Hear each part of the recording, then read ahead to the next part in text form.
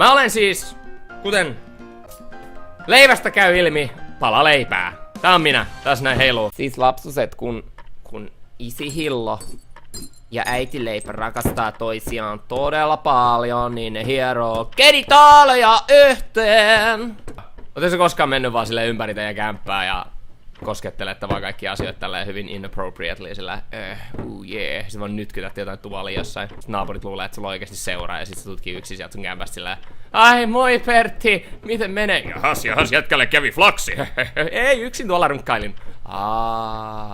Nah, fuck you Christmas and fuck you trees, man. I'm a bread, I don't give a fuck. Otetaan korkki tosta mukaan. Jäkkäliö. Jos mä niinku isottelen tällä jätkää, muistakaa lapset, te ette oo ikinä liian pieniä, jos teillä on iso tahto. Ja iso muna menee nyt vittuun siitä!